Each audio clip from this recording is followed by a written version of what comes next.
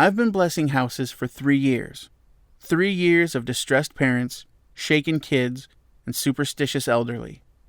From bumps in the night to shapes in the woods, I've answered calls far and wide to clear the terrified of their fear of the supernatural. I started small in my hometown, and slowly worked my way to taking jobs out of state. I did it for free at first, but after the donations started rolling in and my name got around, I was able to earn a decent living from saving the innocent from otherworldly threats. My growth and popularity led to my persona, the young and prestigious Father Kane. I maintained a dedicated online presence, building groups and pages on social media to stay engaged with the community, answering every question, responding to every text. Each successful blessing brought more followers and shares. Before I knew it, Father Kane was a household name, and I was booked daily for months to come. My hair was gelled right, my pencil-thin beard immaculate, professional. I dressed clean and drove even cleaner, rolling up to houses in my waxed Cadillac DeVille and knocking on doors in black lambskin gloves. Every time an old man or frightened woman would call, I would deliver. Every ghost banished and aura lifted, soothing the minds around me. Each time they ask me how I perform such miracles, and each time with over-exaggerated theatrics and heavy mysticism, I keep them from learning my hidden secret. I'm a fraud. That's right, I'm a total fake. It started as a prank just to see if I could do it, really. But after I actually got away with it, I realized I could help people by the power of placebo alone. Built upon my own arrogant skepticism, I cloaked myself as a warrior of light. And boy, was I welcomed with open arms. With just a bit of innovation, I put on a front that sold anyone at the end of their rope. Some well-versed scripture sprinkled with buzzwords, a cheap rosary off Amazon scuffed with sandpaper for authenticity, a vial of holy water courtesy of the tap. I plan each blessing accordingly, using the information gathered beforehand. I go in and put on a good show, leaving the family feeling rejuvenated with their newly cleansed house. I've had nothing but success over the years, and my social media is filled with nothing but praise and delightful reviews. Over 100 successful cleanses with nothing but thanks to follow. That was until yesterday. Yesterday I blessed a house, and I will never do it again. Yesterday started like any other routine job. After some messaging back and forth with the client on Facebook, I knew the gist of what was going on. The client's name was Lacey Stevens, and she was concerned about some strange occurrences going on in her house. The same stuff I had heard 100 times before. Unexplained noises, a chilly draft in the house, doors opening and closing on their own. The more significant detail was an apparent leak in the basement, some kind of ooze seeping from the foundation. My guess was septic. I decided before I went out that the issue would be solved in the basement, the discovered origin from which the problem stemmed, in and out, no big deal. I pulled my car into the driveway, taking in their gorgeous property as I parked in the front. It was an old Victorian-style house, a few acres of forest serving as a backdrop. A field neighbored the property on either side, and less than a block away was construction for what looked like a new subdivision. I stepped out of the car and walked up the drive, smoothing my pea coat with my shiny black gloves. In my right pocket was the rosary, and on the left was a bundle of sage with the vial of holy water. I went over my lines in my head, a smug grin already starting to form. Lovely evening, Miss Stevens. Blessed day, Miss Stevens. How are we faring today, Miss Stevens? I stood at the front door, re-teased my hair, and raised my hand to knock. Before my knuckles could rap, the door shot open. Good afternoon, Miss... Jesus! You look more ridiculous than I thought. A man stood in the door, tall and broad, his face twisted in a scowl. Wife-beater, basketball shorts. On his head was a large gaming headset, a thin cord trailing down from it to a controller gripped in his hand. I'm sorry? I asked, confused. The man eyed me up and down and scowled again. Look here, pal. I don't know what kind of shit you're trying to sell to my wife, but do me a favor.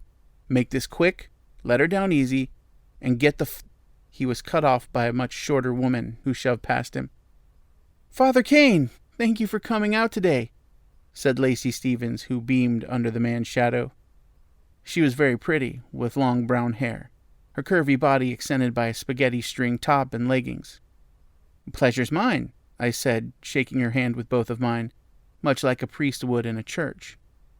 I flashed a smile at her, and then to her husband, who proceeded to groan. Come in. Don't mind my husband. He's in the middle of a game." She motioned inside, and the husband shambled away, his slides dragging on the floor. He sat on the couch, giving me another warning look before unmuting his headset.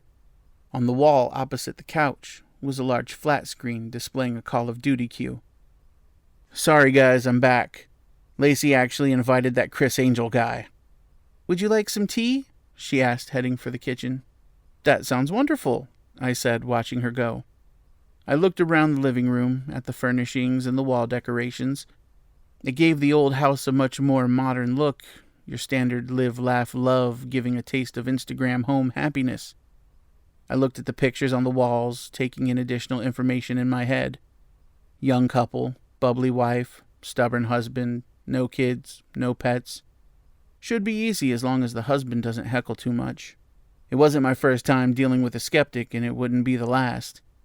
We exchanged looks for a moment, him taking the time to remind me he didn't approve while his character sprinted through smoke. Luckily, Lacey returned quickly.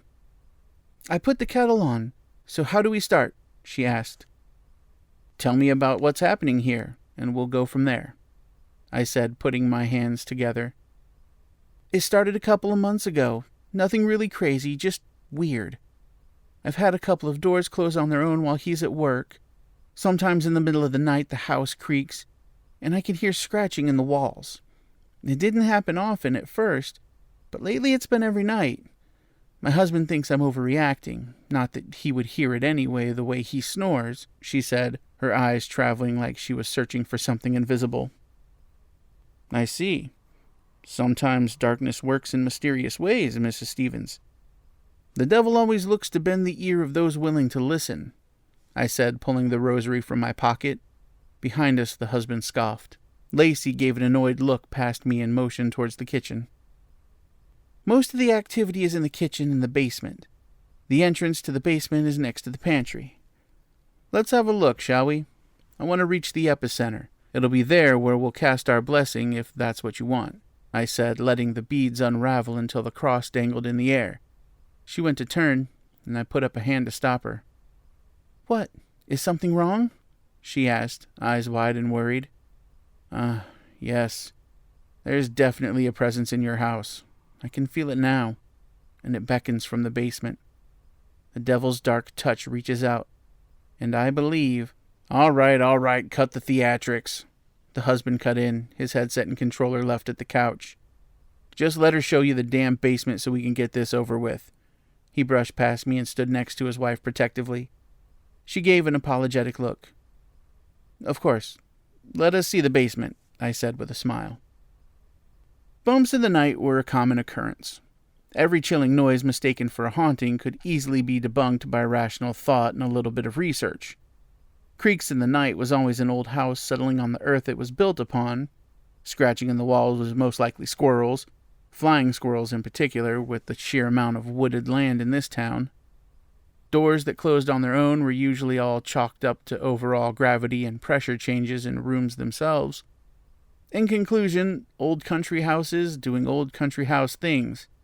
Not that I would tell them that. "What sort of noises have you been hearing, Mrs. Stevens?" I asked, following them in slow, steady steps. I felt it helped in the act. Lacey turned to acknowledge while her husband rolled his eyes and waited with impatience. "The scratching has only happened a couple times.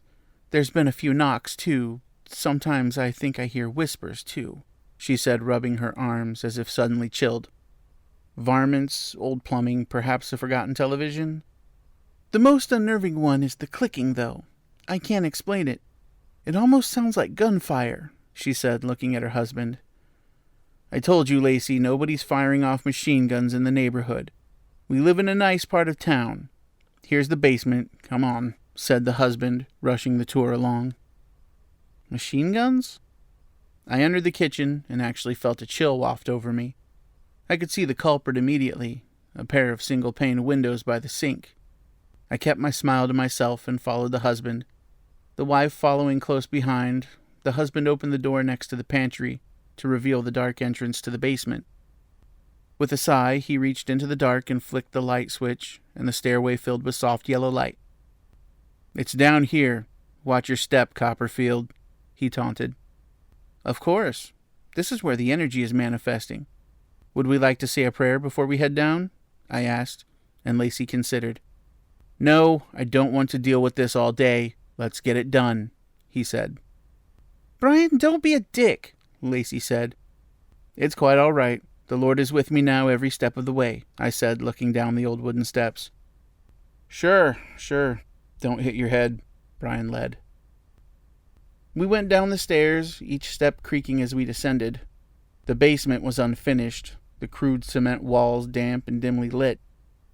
Lacey passed us and walked to the old washer and dryer, her bare feet slapping on the concrete floor.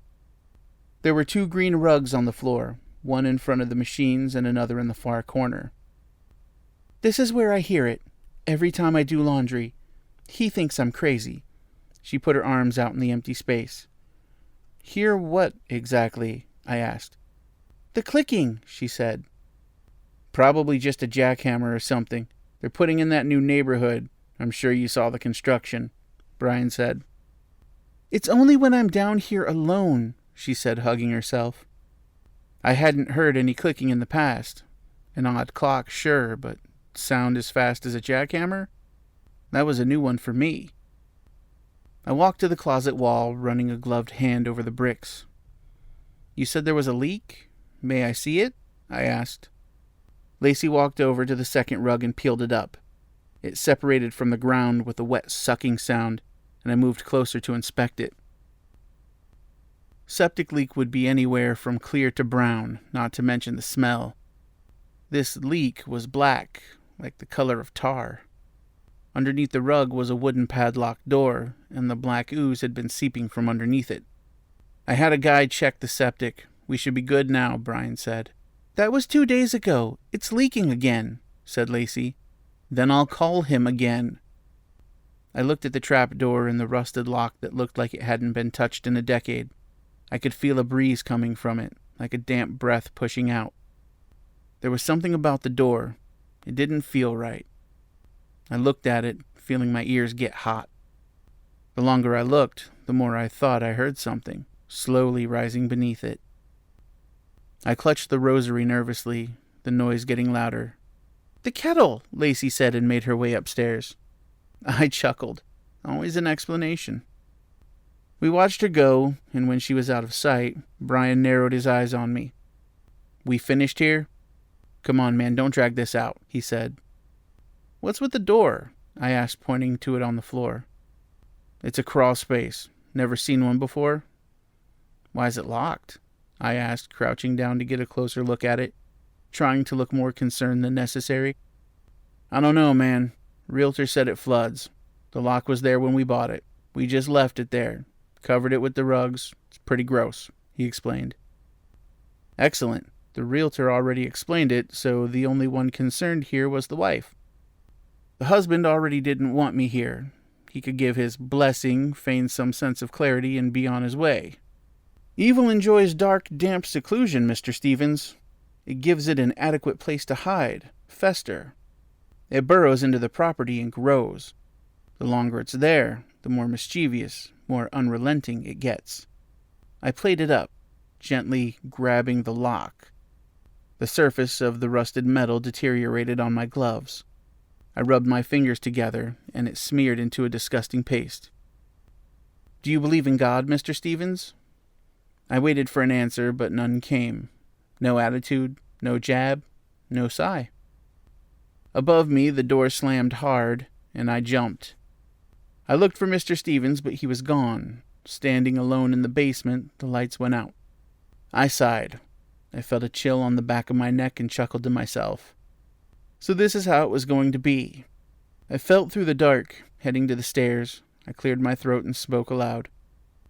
"I understand my presence here aggravates you, Mr. Stevens, but pranking me isn't the way to solve this matter," I said, my footsteps echoing on the old steps. I reached for the basement door and opened it, expecting them to be waiting, possibly laughing.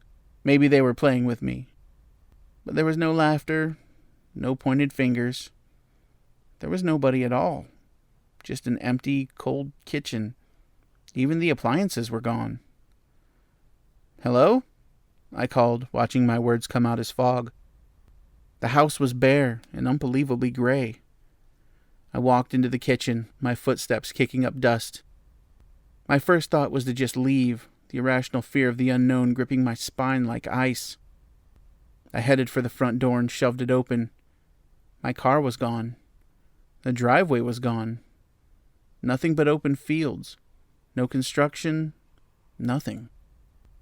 The sky above was the color of ash, overcast for as far as you could see.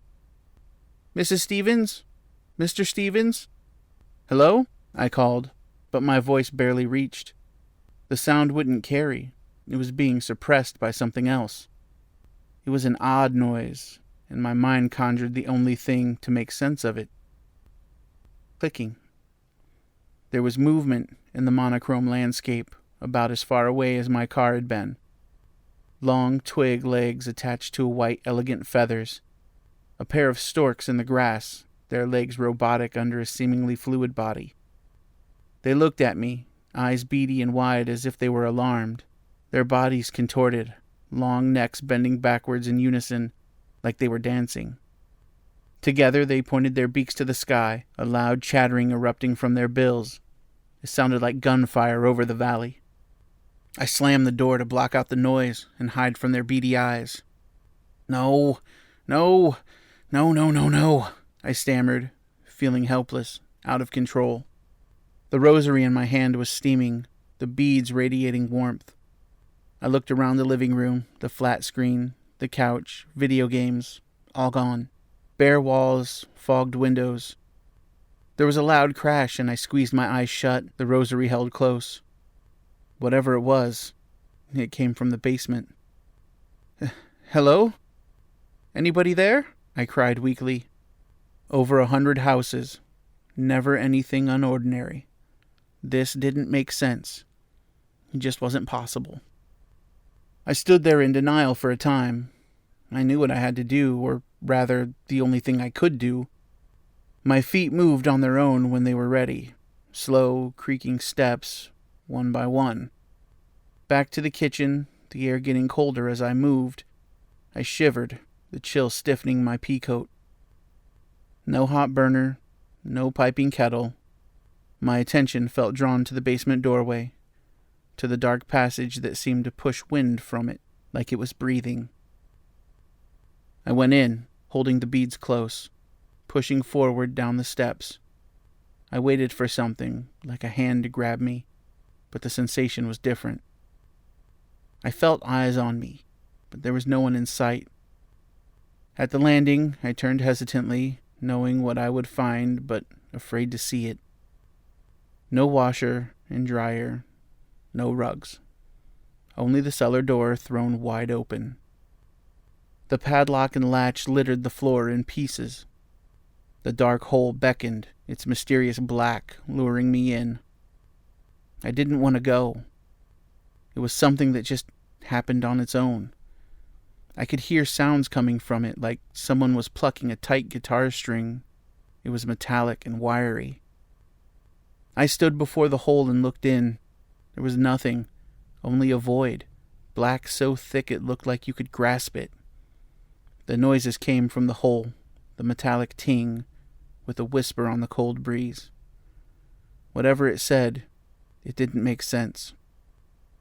"Our Father, who art in heaven, hallowed be thy..." A loud pop interrupted my mumbling, and I clutched my stomach in pain. It felt like someone had punched me. I felt the sensation of trickling water and assumed I pissed myself. To my dismay, I did not. The leak was coming from my coat. I reached in to feel my gloves soaking and pulled it out to find a handful of glass. The vial of holy water had burst. My mind raced. With a shaky hand, I tried to get all the glass out, wet shards hitting the concrete like pebbles. I kept trying to mumble, to say something in comfort, but the words felt scrambled in my head. The now wet bundle of sage tumbled out with the glass, and I watched it fall. As soon as it hit the floor, it shriveled, igniting in embers and a puff of smoke. God help me, I thought, the smoke stinging my eyes. I stepped in front of the hole, peering in like it was an open casket. I felt the wind, and there it was again, the metallic twine. I didn't have a choice. I had to go in. Blessed is the man who remains steadfast under trial, for when he has stood the test, I stammered. The irony was not lost on me. It was a joke. I deserved this. Holding the rosary, I closed my eyes and jumped in. Falling, endless black. I hugged myself, the wind flapping my cheeks as I yelled, plummeting into nothing. There was nothing but gusting wind. My stomach twisted as the blind momentum continued. I thought of prayers, something for comfort, but it didn't matter. Even if I could find the words, I didn't deserve to use them. Eventually my shoes felt surface, softly at that. I landed gracefully at my destination, and once I had the courage, I opened my eyes. I was in what looked like a cavern, but a man-made one. Carved out 10-foot ceilings in the stone, like a larger, cruder basement. Torches lined the walls, fire that burned white. I wanted to call out, but my breath was ripped from my lungs. Whatever I was meant to see, I had found, and it was right in front of me. I watched in horror, unable to speak, unable to breathe, the sounds of metallic plucking clear as day. Hanging from the ceiling on a long braid of barbed wire was a woman. Blindfolded and gagged, she hung like an art piece, a complicated shibari tie forcing her pose upside down. Her naked skin was scuffed with slick black rub, an oily substance that reflected the torchlight. She swayed slightly, the barbs tinking off other strands. It looked terrifying and painful, the way the wire bound her. Arms tied tight behind her back, each leg positioned individually with the grace of a ballerina, like she was twirling in the air. Through the horror of the bondage was a beauty, her figure displayed like a twisted sculpture. The rosary was hot in my hands, steaming against the lambskin glove. My fingers wouldn't let it go, like it was the only thing I had left. I could hear the sound again, the maddening clicking of the storks bouncing off the walls from some unknown location. I took a step toward the woman to try to help her, but froze. A shape emerged from the shadows of the cavern, a broad figure garbed in what looked like layers and layers of leather. I could hear the fabric of their clothing as it moved. Whatever resided beneath was being restrained. I guessed it to be a muscular man from the build, but its face was shielded by a porcelain mask, arched slits for eyes, and a long shoebill beak. It looked like a plague doctor, but tainted. Behind the eyes of the mask, 2 globes glared, bloodshot and depraved. I could hear his breathing now, heavy and labored. The Dominator came to the woman's side, their hulking presence casting a shadow over the helpless pose. A leather hand moved across her body, sliding over the slick rub, caressing the breast. The woman writhed in her restraints, her whimpers indiscernible from pleasure or fear. The hand rested on her stomach, fingers tapping the skin like this was a carnival show. With a heavy step, their boot pressed into the floor, an indent in the stonework causing a groaning shift. The floor split apart, opening a pit beneath them. They floated in the center, a small platform serving as a stage. It was now the noises got louder, reverberating so intensely it shook the walls and rattled my teeth. Dozens, no, hundreds. The chorus of clicking blasted up from the pit. Below the stage, an army of wild-eyed storks clacked their beaks. They jumped excitedly, wings smacking each other as they reached for the bound woman. They didn't notice me there, every beady eye locked hungrily above. The masked man reached behind him slowly, and the birds clicked in anticipation. Theatrically, he withdrew his hand, a long sickle shining in the white torchlight. The commotion grew as he placed the cold steel against her abdomen, and she twitched under its touch. After a pat of admiration, he pulled the blade fast, and her lean stomach separated. A geyser of black and red rained into the pit, and the Dominator let her go, her sculpture body spinning, her legs curled like a stork. Below, the birds went wild, clacking wet beaks at the splashing blood. They shoved and fought for it, stark white feathers stained a vibrant red in the light. It covered everything until all you could see was a writhing mess of beaks and claws. Their pupils dilated, and the clacking got erratic, unsynchronized. As she ran dry, the woman gave her final convulsion before going limp. In my hand, the rosary exploded. The sound was deafening, beads bouncing off the cavern walls like a shotgun blast. The squawking and clicking stopped, and all fell silent. Ahead of me, the hawking Dominator looked my way, a long finger unraveling from his fist as he pointed. Those bloodshot eyes looked angry, offended even. Like a sonic boom, the birds cried together, bursting from the pit like an erupting volcano. Red feathers, sharp beaks, eyes dotted like pinpricks. They were on me instantly, pecking and slashing with their extremities. They squawked in my ears before pecking at them. The talons tore my clothes, ripped my coat. I felt the beaks puncture my scalp and knock my skull. A volley of spear-tipped stabs picking me apart. My flesh peeled away. Their solid beaks rattled against my bones. "Get off me! Get off! What the fuck is your problem, man? It was just a fuse," said a familiar voice. I thrashed wildly and opened my eyes. Lacey and Brian looking at me bewildered. We were back in the kitchen. I huffed for breath, sweat trickling down my back and beating on my forehead. At my feet was a shattered teacup, china glass crunching under my feet. What? What happened?" I asked, taking off my gloves and wiping my face. I unbuttoned my pea coat. I was burning up. The beaks tearing my flesh, the holy water, sage, and rosary. I patted my pockets. They were empty. "What do you mean, what happened? The breaker blew. I went to fix it. You said you would burn some sage and sprinkle some water or whatever. Said you'd be right up," Brian said, his brow furrowed. "Then you come up here mumbling and shit, and she handed you some tea. You squeezed the cup until it broke, reached out for her all crazy. Now look at this mess. What's wrong with you, man?" My mind raced. I looked at Lacey, who put her hands up and backed away, moving behind Brian. I thought of it all. It replayed in my head on fast forward. The barbed wire, the girl, the storks. I looked at Lacey's face, the hair, her skin.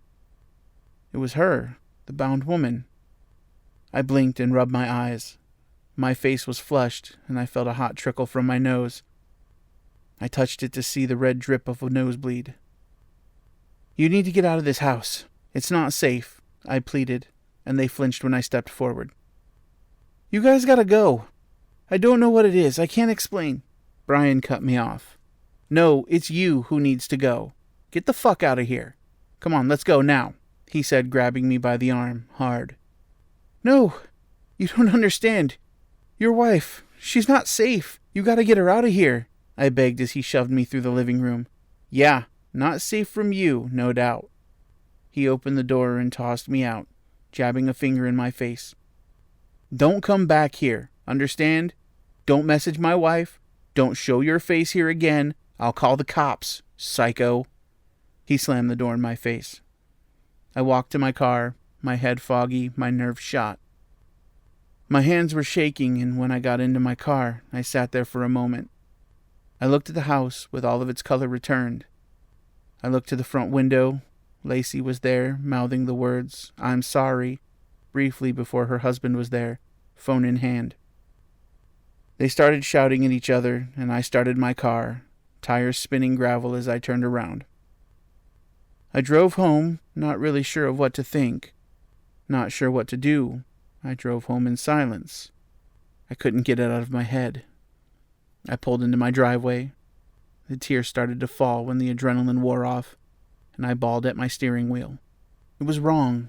Everything was wrong. My whole world came crashing down. No more blessings, no more cleanses. I took it all down. I'm done. The charade is over. I shut down the website, canceled all the meet and greets and future appointments. I ghosted everyone, like the fucking fraud I am. And now, I'm done. I see their eyes when I sleep.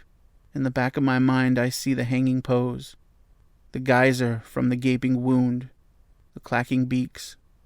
Days have passed now, the phone calls are getting less frequent, and the messages have died down. I made a post on social media announcing my resignation. My fans deserve better, but in the end, I'll only hurt them more. I'm moving soon, far enough away to escape the stain that is my own existence.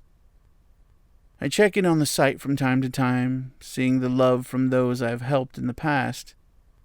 I hope I really did help them somehow. Maybe it wasn't all a waste. I'm sorry, everyone. Really. Lacey sent me an email. It's 2 a.m. I've read it a dozen times, and I don't know what to do. Every time I read her name, I'm reminded of the clicking, the beaks echoing in my mind. Nothing makes it go away. I can only turn down the volume, but it never leaves. Why? Why won't it stop? Father Kane, it took me a while to track you down. I'll understand if you don't respond, but I don't know who else to talk to. The door is open. My husband doesn't see it. It's always closed for him. But I can. It opens at night. It calls to me. I know you warned me, but I don't know how long I can resist. I just heard it open. I can hear it. The clicking. It's getting louder.